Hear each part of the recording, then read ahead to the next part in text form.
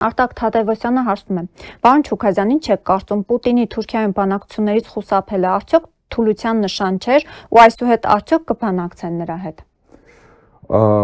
Այդ վերիվարումները Ռուսաստանի հետ բնականաբար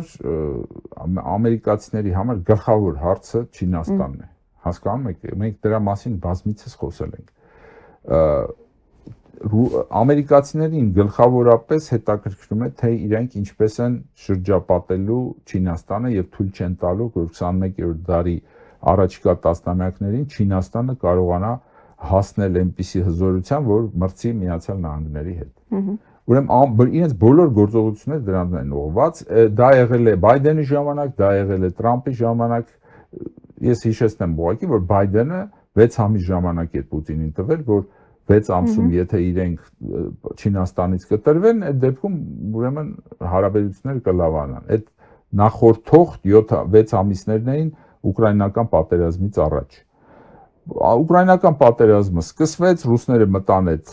եղբայրասպան պատերազմի մեջ եւ իրենք հիմա խրվել են ճահիճը այդ պատերազմի եւ դուրս չեն գալիս եւ այդտեղ ոչ մի լավ բան չկա Ռուսաստանի համար։ Միայն կորուստներ են ունեցել, ոչ մի լավ բան Ռուսաստանը չստացավ այդ պատերազմից, արդյունքում կորցրեցին իրենց շուկաները եվրոպական, մահռելի մարդկային կորուստներ եղավ, երիտասարդների եւ տնտեսական սանկցիաների տակ ընկան եւ այլն եւ այլն։ Ինչ շահեցին։ Չինաստանի հետ բարեկամություն շահեցին, ոչ, չշահեցին։ Այլ ընտրանքային ինչ որ բաներ սկսեցին ստեղծել, ոչ, իրենց զենքերը ինչպես հին մնացել էին, նույն մնացել են, տեխնոլոգիական ինչ-որ ճեղքումներ արեցին, ոչ, էդ էլ չենք տեսնում։ Իրենք գնացել են հիմա Իրանից են զենքեր առնում կամ Հյուսիսային Կորեայից։ Ուզում եմ ասել, այս ամեն ինչը խոսում է ռազմավարական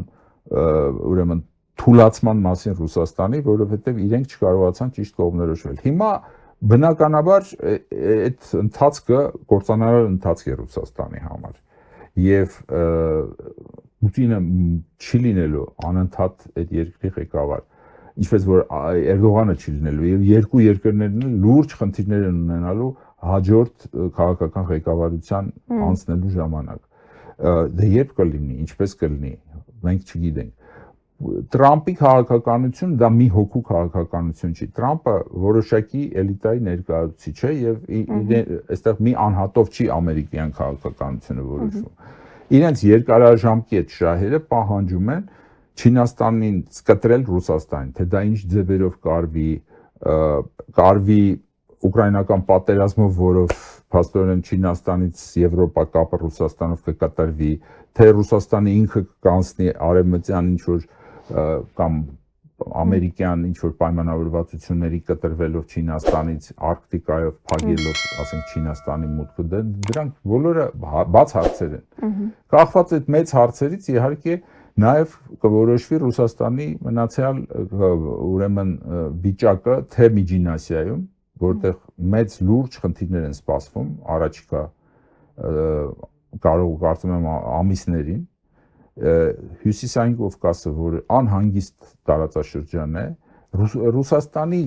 հարավային Կովկասում ակտիվությունը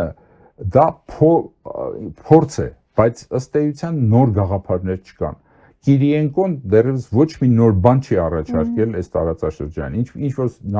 նախորդ կուրատորները, հա, տարածաշրջան ոչ մի բացի Միութենական Հանրապետության գաղափարից ոչ մի բան չեն գցել։ Այդ էլ ոչ մեկին չի գրավում այդ Միութենական Հանրապետությունը։ Ով է դրա։ Մի քանի այստեղ 5-րդ Շարասյանի ներկայացուցիչներ կան, բայց դրանց խոսքն էլ շատ, այսպես ասած, ոչ ոգևորություն կա, ոչ խարիզմա կա, ինչ են իրենք առաջարկում հայ ժողովրդին։